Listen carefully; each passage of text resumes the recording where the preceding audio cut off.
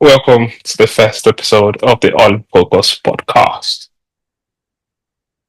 I've had thoughts of starting the podcast now for a while, but I was just like, yeah, why not? I do have very interesting friends, and I wanted to speak to most of them and have conversations, lighthearted conversations, conversations, and other times. But I just felt like it will be fun for people to meet my friends, and that's why I started this podcast. So if you're here, doesn't mean you either know me personally or you just found it somehow. But I'm so glad you found the podcast. See if you like it. And there will of course be further conversations. I can't wait for you to meet most of my friends. Some of them are, you know, um, I thought about how uh, and who to speak to first, and no other person came to mind than Jimmy. Jimmy and I have been friends for donkey years, as you will hear in the conversation. I started out hoping for a 30 minutes conversation, but it was so natural that we ended up having over 2 hours, and I have decided to chop it up into bits so that it can be consumable. There would also be one long form conversation if that's what you might be interested in. But here is the first part of my conversation with Jimmy. I hope you like it. I'm quite happy for you to give me some feedback. See you on the other side. Thank you for coming on my podcast. It is the All in Focus podcast, and it's a podcast where I talk to my friends, and basically we talk about stories, mostly about the things that we've been involved in together, and how we've grown up. Um, I want to introduce you as I wanted to speak to you specifically for the first episode because given looking at I basically reflected on how long our friendship has been, and Mhm. actually realized that we met in 2005. That's 20 years. During Correct. during pre-degree, that's 20 years. And I, Yeah. I think most of my current friends, I probably met them 100 level, 200 level. So that makes you my longest tenured friend, at least active friend, active Now, friend. now, now And I I won't cry. and that's why I felt as though it would be befitting if I'm going to make anything of this, actually speak to you first. I would introduce you as uh, your name is Dr. Jolaimi Folajimi. You are a long-term, like I said, long-term friend of mine. You are a father to two lovely kids, and you are also a recently qualified GP. And that sounds really well. And I think that's most of the facet because of course we've been friends personally, but mostly professionally as well. Yeah. That introduction sort of encapsulates a lot or most of what I know about you. Do you Mhm. think you would introduce yourself differently? Do you have like other facets you think is not particularly open to me personally or to like others generally? Oh, well, I mean, I think you really,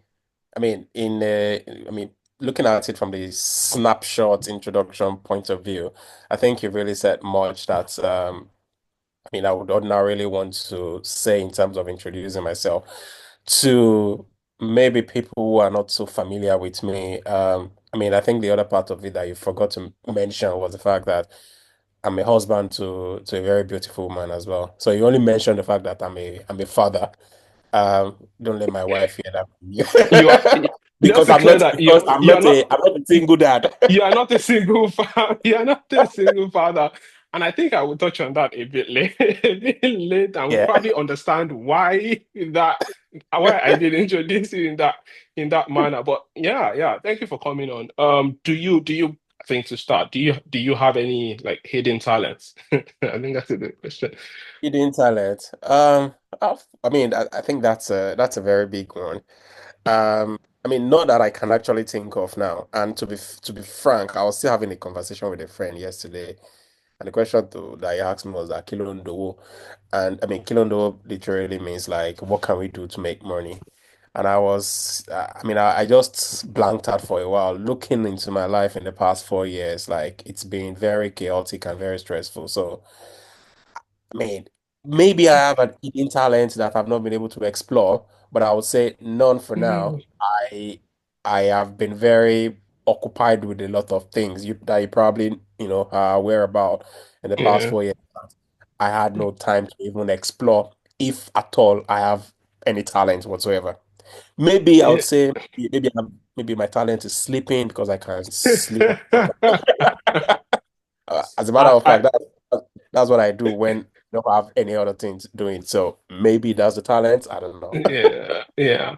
I think that question, like that your friend asked you, was quite, I think, was on point, because if there is one thing that I personally am aware Mhm. that you did, at least over the last couple of years, is that you made a lot of money. You made a lot of money, and I think you sort of have like a natural talent for making money legally, I think, at least as it's open to me.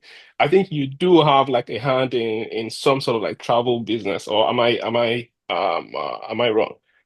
Um, I mean, travel business, no. I mean, I used to do some forex sometimes back, but I mean, because of the changes in the government in Nigeria, that sort of like stopped working. So it was not profitable as it used to be then.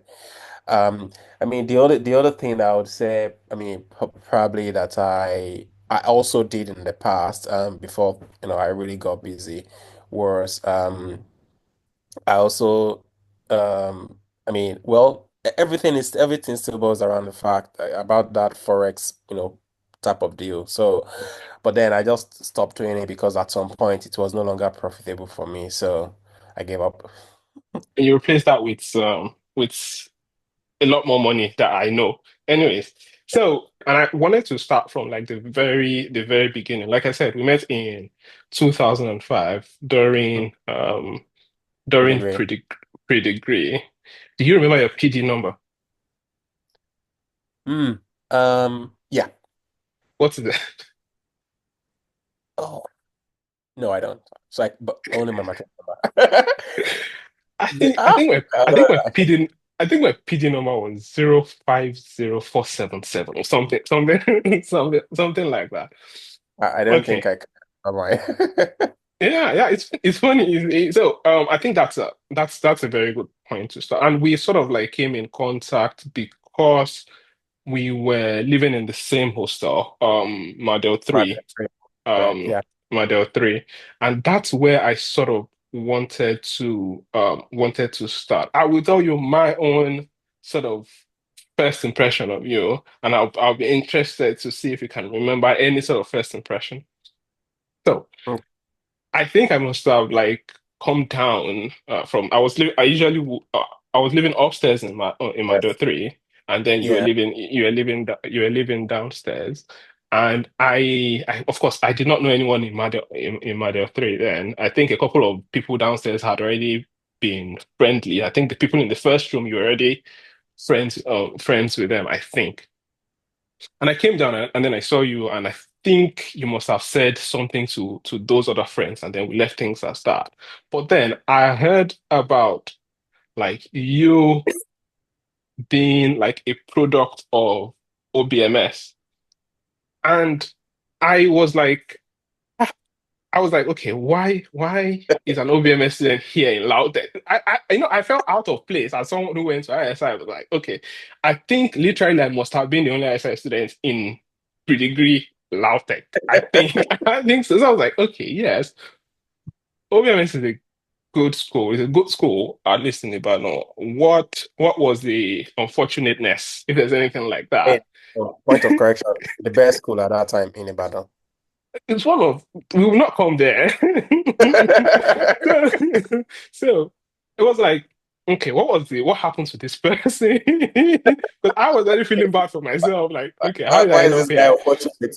Why is yes, what was the unfortunate that hit this person that ended up not like in like 100 level in Lautech, but like pre-degree is like people who did not get into because of course I had tried to get into UI then that which is most of what the natural progression is from my school. Everyone Yeah.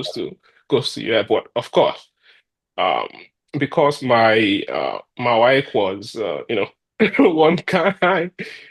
And this was the time UI had sort of like changed Yeah. their I graded criteria, levels. which was now like mostly Y centric. So even though I made my papers, of course, I didn't. They prioritize people with like A's and B's and stuff like that. Yeah. And I think we must have been doing registration for like pre-degree. And I think Hmm. you must have had like challenges with your result. I think you had like a result plus an affidavit because of the Mm. name, I think. Oh, correct. Yes. And then I got to see your result, and I was like, okay, this person is clearly smart. Like he had lots of like A's and B's. Okay, so this person is smart. He went to like a good school and have met himself in this shithole. What is going on? So that was my very first sort of like impression. And of course, we eventually um became quite friendly. And I think one other thing was, I think maybe I'll give you a chance to respond. But one other thing I sort of wanted to touch on was the fact that your roommate was actually the class rep. As Pastor. as well. Your roommate was also the class rep as well. Yeah. So that's what I particularly found, at least initially, interesting about you. Do you remember any sort of like first contact? If you can, we can move on. Sorry. Yeah. I think you have a very sharp, sharp memory. Um, you were able to remember all of these things in details, and if in details, I mean, even with myself, you were actually driving me down the memory lane with all of those things. If they had asked me, I don't think I would have even said that much about myself.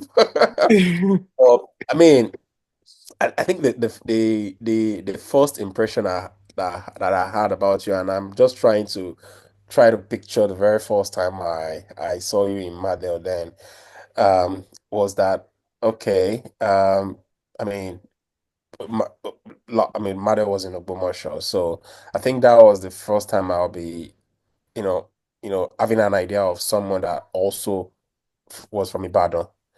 So, and like, I had no friends then in Madel, so it was just like, it looked as if okay, fine. I think I saw someone that is, I mean, almost the same as the same. That has almost the same background as I had then, from Ibadan. Went to ISI. And also considering the fact that there's this, Right, on balls. rivalry between both schools. So you appeared as a light-headed, as a cool-headed guy then. Unfortunately, it was not the case as time goes on. So Yeah. I think Yeah, I sort of wanted to, well, yeah, so that was mostly it. And I'll come back to Madden in a bit. I wanted to touch on like sort of progressing from there and I wanted to see how you sort of like handled it. We had like tests, must have been either 3 months or 6 months in pre-degree. correct. Yeah.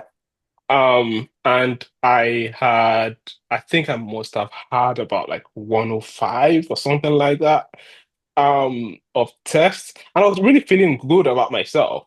And I was like walking, I remember myself like walking down to the hostel. I was like, yeah, I got over 100 because over 100 was considered quote unquote Yeah. smart.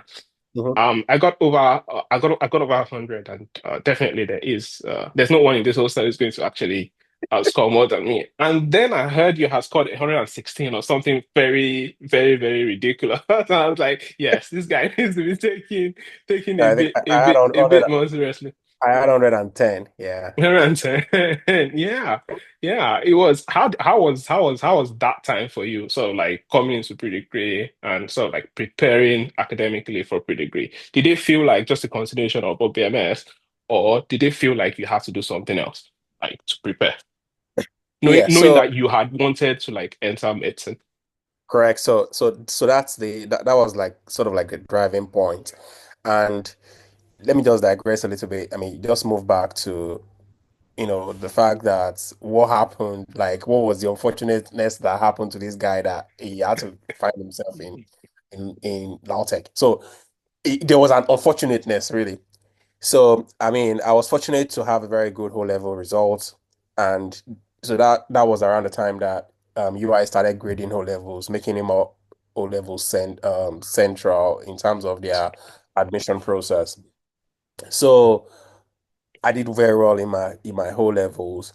So when I mean, by my own grading with my jam score, by my own grading, I had 78%, and UI would naturally call you once you have 75% and above for, I mean, they'll shortlist you for interviews. So the first list came out, my name didn't come out. So I gave up entirely. Like, okay, fine, it's not going to work. So I just channeled my energy into Lautech pre-degree.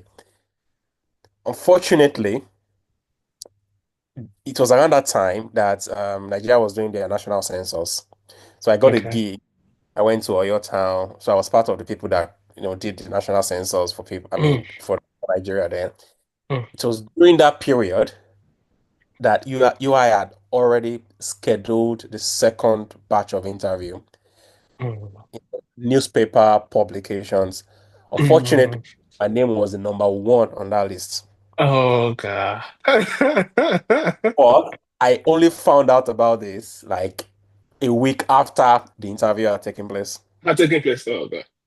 So it was, yeah, so It was an it was, unfortunateness. yeah, yeah, it was very unfortunate. And like, oh, I mean, I felt my whole life was crashing then because like almost all my classmates that were, when, I mean, BMS together, almost all of them got into medical school in UCH. So I just thought, okay, fine, I had to, buckle up. So it was that, aggression, and I was like, okay, fine. I mean, what other option do I have? Like, we came from a very humble background. If I don't put in the hard work, how do I get into the medical school? I mean, getting into medical school was a priority. So maybe maybe that translated into me doing the extra hard work. But I mean, it was not even sort of like an extra hard work really. But I just made sure that okay, fine, study extra and left the rest to God. So I wasn't, I mean, when the results came out then, I mean, I wasn't really expecting that I would even get that much, but then it is what it is. Yeah, of course. Maybe not now. But I think my own sort of like strategy towards at least the test, although I did not do well most of the exams. So I ended up with a 380 something. Was to like do daily studies. And I think because I was a bit green then and didn't have Mhm. lots of friends, as opposed to like post the test towards the main exams, I think I did like daily studying at least. Okay. Was that your strategy as well towards exams, or was it just like just study anytime you wanted? Yeah, so it was, I mean, so if I can remember vividly, it was daily studying. I was not a fan of going to classes. I mean, as a matter of fact, I was not frequently attending classes. One of the things that was I mean, that I found as an advantage was the fact that our class rep then was my roommate. So he attends all the classes. Mm. He will come in with his notes. So I just photocopy his notes, and that is what I read.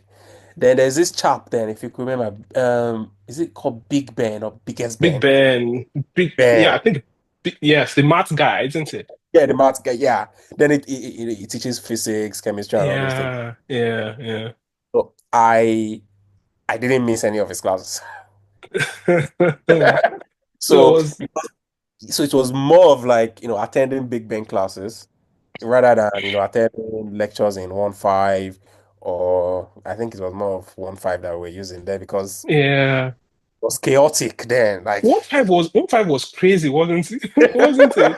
Like yeah, literally, we will wake up 3 o'clock yeah, to go exactly. and get Yeah, like a proper space phase. in 1-5, and people would come Yeah, back. And by the time you got there, someone may have actually taken the space. And if the person was bigger than you, there was nothing you were going to do. Exactly. Exactly. I think we're about maybe about 4 or 5,000 Most students in a likely, degree then. And I mean, for most a lecture likely. of 1,500. So to me, then, what's the point? Like, what's the point in going to, that kind of lecture? So I think that was pretty much what I did. I never missed Big Ben's classes. And also, when Tunde was class rep, then when he comes back, look at his notes, photocopy his notes, read his notes, and that was basically what I did then. Yeah. Yeah, yeah. And just one thought, or one just to digress a bit about biggest film. Another thing I sort of like remember is I think he did, and I'm not sure if this is like 100 level or PD, but he did like tutorials on Saturdays, and he would collect I think 10 naira or something like that from everyone. And Yeah. if you did not give him the 10 naira, he would probably basically just stand in front of you and probably embarrass you. That was wild. That was wild. That was Yeah. wild. Yeah. Um uh, yeah, so sort of that was pretty great sort. And apart from like notes that you got from Pastor, was there sort of like any other advantages of having him as a roommate? And did you arrange to have him as a roommate, or did you guys just meet like in Mado No, we just met. So I just paid for a bed space. for the best And friend? yeah, and that was and we just met. That was I mean that was, I didn't know him from Adam. And so Mother was the first place I met him. So, but I don't think, I mean, apart from that, we were not, I mean, we were just roommates. And that was just about our relationship. Yeah, I Nothing. think, yes, just so before I move on that, I think I'm not sure because I used to still come around in 100 level, even though I had moved to Mamadou Bello after pre-degree. But the relationship between yourself and your roommate, just like you said, was roommate. I think literally Lekon, one of our other friends, would Yeah. would be there, and it felt to me like we were just disturbing this guy. You know what I mean? And you did not care. That's how it felt. That's how it felt to me. So was that relationship like standard roommates, or was there like some tension there? And if there was, what was the tension? No, I think the tension bit was the fact that, I mean, he's a pastor. So sometimes, I mean, I'm not a devil myself, but sometimes his activities sort of like distract or disturb me, so to say. So, pastor is the kind of person that would wake up maybe in the middle of the night, 2 a.m., and start praying. And if I say start praying, you know, like with really loud voices, that was time Yeah. I'll be sleeping. Sometimes, wake up in the middle of the night, start playing guitar while I was sleeping. So, I mean, we Mhm. never had any confrontation, sort of like, I mean, to say. I think we still live together in 100 level. I think Mhm. so. Yeah, but Mhm. it's 200 level that I had to leave. I had to leave the room. So, Did you leave Model 3 to another room, or yes, did I you? left. Yeah, so I left to the Fikayo's room, so which was just the next room. Okay, that was just the next Yeah, that was just the next one. Those yeah, are fun times. So sticking to like Mardell, Mardell mhm, as a place, my own sort of like recollection of Mardell. Of course, I spent one year there, and it was mostly because it was a new hostel, and yeah, mostly the people who were there were mostly like pretty great people as well. You had some ladies, you had some guys downstairs. So for me, it was very formative, meaning that you were meeting people fresh. You were forming like right, fresh relationships, yeah, and uh, yeah, a few sort of like testy relationships here and there. And then I think there was a time we had one Mother house party. I don't know if you were there. Hmm. or if you were involved. I know there were a couple of more house parties after I had left. I'm just talking about the one between Pretty Grand Yeah, um and 100 level. And I think we must have had like a DJ. I'm not sure if he was staying in Madel or he was staying um in the other hostel just behind us. You know, the guy that eventually became social secretary yeah, yeah. TJ. for TJ. Yes, yes, yes. And you know, we like hired. I'm not sure if we contributed now, but we like hired people and we're blasting we're blasting music almost all through the night. So it was at Yeah. least was some sort of there was some sort of fun. How did you like experience like Mado as someone who actually stayed there a bit longer than you probably became like chief of Mado at some point. I mean, I think like I used to tell people. I mean, if there's one part of my life that I want to relive was the preclinical years in Ogbomoso. Like so because I think that was my peak, so to say.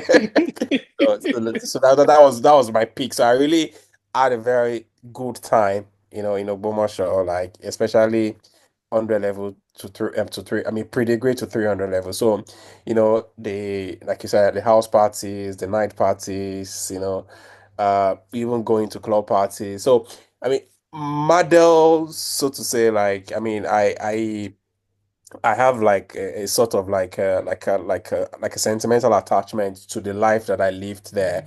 Sometimes even when I'm just alone, I just try to look at those experiences. So, you know, still trying to see, the relationships there, with guys, girls, and all those kind of things, and what the kind of life that we live then. Um, I think if there's a type of life I want to relive, unfortunately that might not be possible. I think it was, I mean, for the fact that that was the first time that we would actually be leaving home, Mm. like as independent adults. So, the friends that we met there, doing things on your own without, your parents being there, trying to make, on the spot decisions, um, cook together, eat together, do things together. Yeah, So we did it's lots of cooking really, with lots of like Maggie and stuff. Like we'd probably put like 6 or 7 Maggie, myself, you, and Lego yeah, God of yeah. mercy. So it was a very good, good time, and I must say, yeah. Yeah, yeah. Sort of like moving on from Mardel and just taking it a step up, following the completion of Pretty Great, you clearly did like very well. I think you were over 400, so you were like a were you over 400? Yeah, I think I had 419, yeah. Yeah, yeah. So you were almost like a shoe-in to like go into medicine. How was that time for you? Like how did you feel about like you came here hoping to accomplish something. It now seems like it's achievable. How did that feel? Yeah, I mean, not until the admission letter came out. Like I said, from the kind of country that we came from, you still, I mean, despite the fact that you score high, I think they used to rank us, and Mm. on the ranking, I think I was maybe 16 or 19. And they would say, okay, they would take 25 or 30 for medicine, or all those kind of things. But then you still need to be sure that until that admission letter came out and they said, okay, you've gotten medicine. But there was another thing that came out. I mean, that happened, and when we did the exam, my GNS was not released. Oh. The exam component of the GNS was not released. So that was also a very, a nightmare. I was in Ibadan. When the results came out, we checked it online. GNS was withheld. Wow. Oh, damn. So I had to go back to Ogbomoso to go and rewrite it again. So before my old score was populated and everything. So that was another period of stress that and uncertainty as well, because it was just I just had to study medicine. So when when when the score came out in that GNS, I think out of over 70, I think I had 67. So Mm. which was yeah, so which was a very good score for me. Then at least, now made my score 400 and 419, or maybe 419 or 416. So it it sort of like, makes me a little bit, rest assured, okay, fine, that I would sort of like, get medicine, which had always been my dream.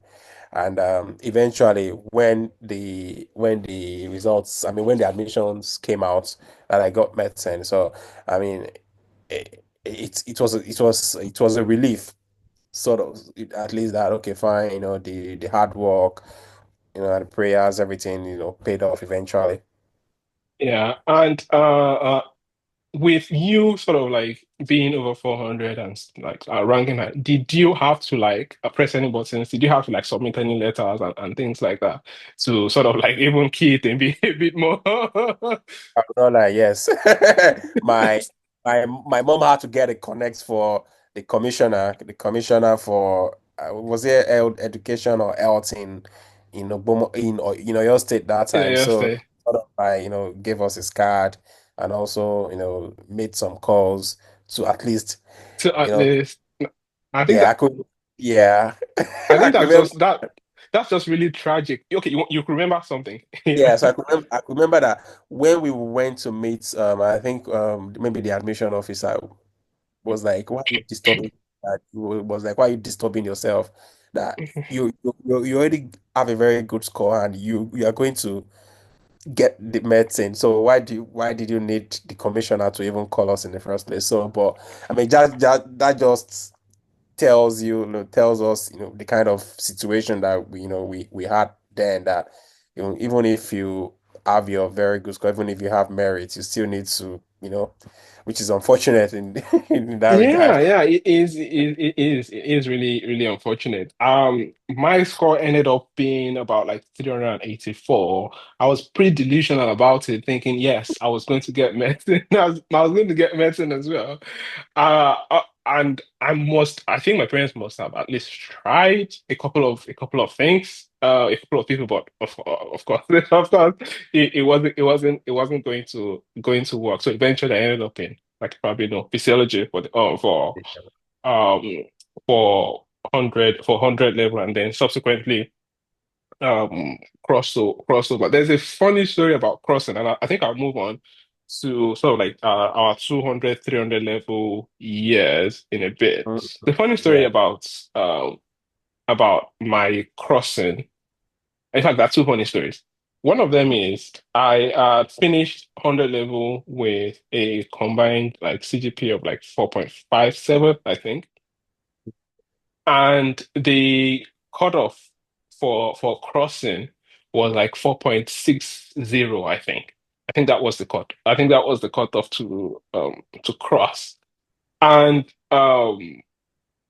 one of our like mutual one of our classmates, one of my classmates that was in physiology, about that also wanted to cross Mhm. Olaoshibiko, would usually go to Osogbo to go and check if the list is out.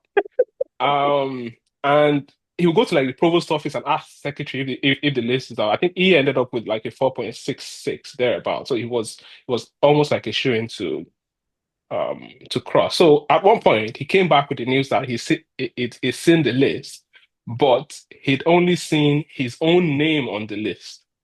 Okay. Which was like being clever by half. This person was very Yeah. friendly to me. You probably saw the whole list. My name wasn't on there. But you did not want to tell me my name wasn't on the first, wasn't on that first list. So eventually they pasted like the list, and this friend of mine walked with me, knowing that my name wasn't there. You understand? To in front of the faculty office, and then looked at the results, and then consoled me on the way back. And it was it was yeah, it was some sort of experience, because if you're hoping to cross, what Yeah. you do is attend classes in your regular class in physiology, and then also attend classes in Yeah. medicine. So there was absolutely no way your mind was settled on what you were reading, and the courses, some of them were similar, some of them were widely different. Yeah. So subsequently the second list came out, and I was on, I think even like the first list you had people like 3.8 on that on that first on